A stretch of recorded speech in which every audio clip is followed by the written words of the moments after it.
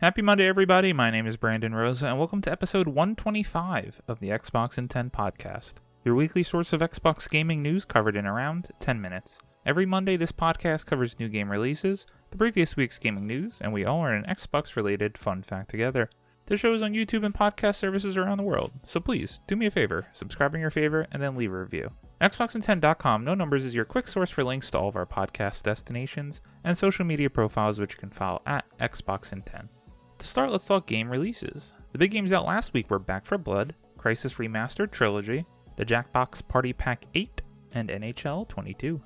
The games coming out this week include YouTuber's Life 2, Into the Pit, Sheepo, Corpse Party 2021, Princess Loot Pixel Again, Echo Generation, Toy Soldiers HD, Skull the Hero Slayer, Disciples Liberation, Evertried, Tandem A Tale of Shadows, The Dark Pictures Anthology House of Ashes, My Friend Peppa Pig, and Murder Diaries 2. Now into last week's biggest news stories, and we have 7 to cover this week. Number 1. Avowed reportedly has destructible environments and is deep into pre-production. Kat Bailey at IGN writes, a little more than a year since its original announcement, we still know comparatively little about Avowed, the new first-person RPG from Obsidian based in the Pillars of Eternity universe. However, a new report by Windows Central appears to shed light on the project, revealing that it's well into pre-production and that it will feature many elements Pillar of Eternity fans are familiar with. They reportedly include familiar spells, such as Jolting Touch and Fetid Caress, as well as creatures like the Axoroops. The report repeatedly compares Avowed to Skyrim and Oblivion, describing it as, quote, undoubtedly Obsidian's take on the Elder Scrolls, end quote. It may go as far as to include destructible environments, with fire spells leaving areas, quote, coated in flames, end quote. Avowed is reportedly still in pre-alpha and is not yet playable, but Obsidian is said to be making steady progress. The report speculates that Avowed could be in a playable state by E3 2022, but that date is currently unconfirmed. Assuming it's all correct, it sounds like Avowed will be the sort of deep open-world RPG that has been characteristic of Obsidian's efforts over the years. A direct descendant of Black Isle Studios, Obsidian is best known for its work on Fallout New Vegas and Knights of the Old Republic 2, both of which have become beloved classics over the years. I'm very intrigued by this game, very much indeed. I did like Fallout New Vegas, I was a bigger fan of Fallout 3, and love Knights of the Old Republic 2. I can't wait to get my hands on Avowed. Skyrim for some reason just didn't pull me, and I wonder if this could be different. I do like the idea of destructible environments. I'm a little concerned that it's only deep into pre-production. This tells me that we are not going to get our hands on this game until the earliest of 2023. Number 2. Xbox Series X and S has cleared 100K in Japan and is on track to beat Xbox One. Andy Robinson at VGC writes, according to the latest Famitsu sales data, Xbox Series S sold 2,900 units and Xbox Series X sold 527 units during the week that ended October 10th. This brings the combined lifetime total sales to 102,591, 64,284 for Series X, and 38,307 for the Series S. In comparison, it took Microsoft's previous console 220 weeks, or 4.5 years, to reach the 100,000 sales milestone by November of 2018, according to data collected by the Game Data Library. And with around 115,000 lifetime sales, Xbox Series X and S is on track to outsell Xbox One's total Japanese sales around 1 year after its launch. However, in context, the Series X and S is still tiny compared to the other platform holders on the market, and PlayStation 5 is already well ahead at some 1.2 million units sold. However, given Xbox's historically poor market performance in Japan, it's a mere positive start in a country where Xbox has typically struggled. This is a step in the right direction, obviously minute in compared to the competitors, but you gotta love that the Japanese market is taking more on with the Xbox Series X and S. I think cloud gaming, if it really propels well and works well, especially in that market, could be a game changer given how much the Japanese market is fond of handheld gaming. Number 3. Disney teases new Star Wars video game reveal for December 14th. Jeremy Signer at VG247 writes, Disney kicked off a new Star Wars product reveal campaign that encompasses multiple products and media. Dubbed Bring Home the Bounty, it's made up of 12 weeks of reveals running to the end of the year, the first of which is a swath of action figures and clothing.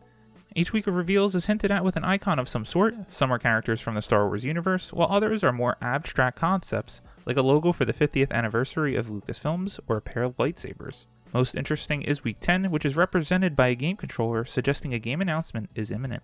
No other info is offered as to what the game would be, though we already know about the Knights of the Old Republic remake in the works for PC and PS5, and the port of the original game for Switch. And there's a new expansion for the Old Republic on the way. Beyond that, there's only rumors and barely announced threads of upcoming games to go on. And there's plenty out there to glean on. We know about a Ubisoft open-world game set in the Star Wars universe, And there are the rumors of a David Cage directed Star Wars game. Or it could be the sequel to Jedi Fallen Order. We didn't see it at EA Play, but we might see it here, and there's the possibility of something entirely unexpected. There's plenty to speculate on. At any rate, we'll find out all what Disney has in store for us on the week of December 14th. I cannot wait to see what this is. I hope I don't get my expectations too high, but I would just love to see that Jedi Fallen Order sequel, or the new David Cage game. I really loved Detroit Become Human, so I'd love to see a David Cage style game in the Star Wars universe. I'm just so hungry for Star Wars right now. After the Bad Batch had ended, I'm going to the theme park in Orlando in a few weeks, and I cannot wait to make my first ever lightsaber there, and maybe even a droid. Number 4. FIFA reportedly wants to charge EA $1 billion every 4 years for the name.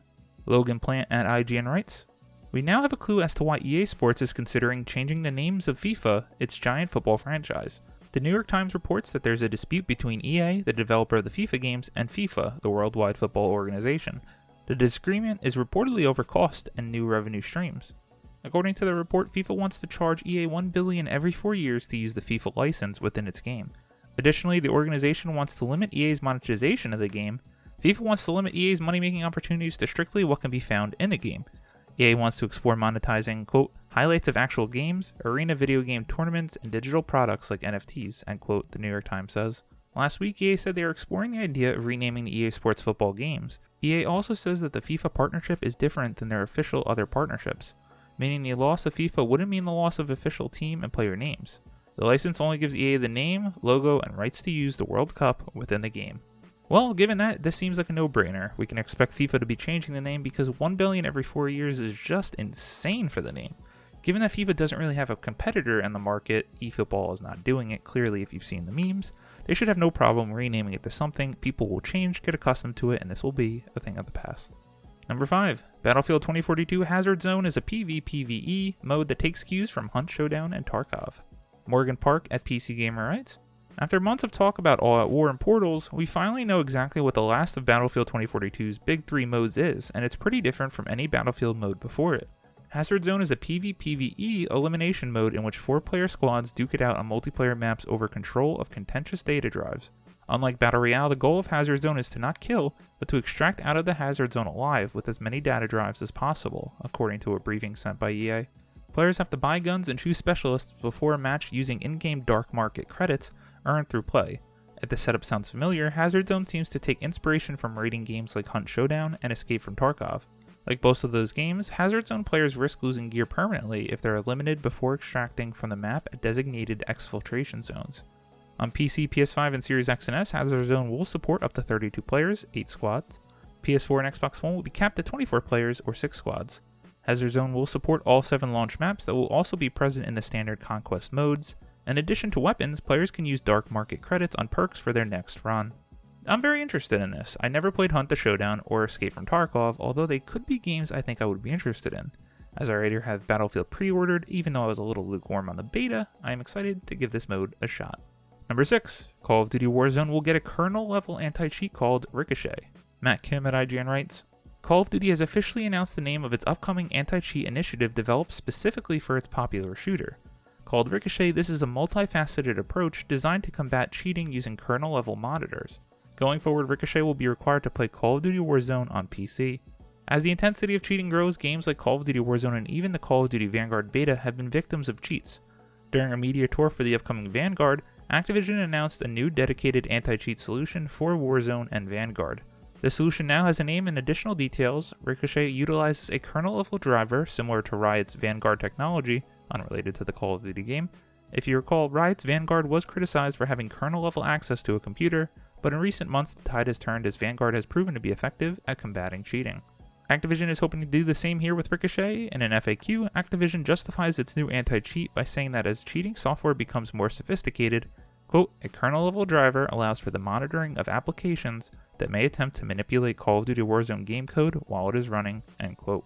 Compared to user-level applications with limited access to a computer, kernel-level drivers will allow for more sophisticated counters to cheats.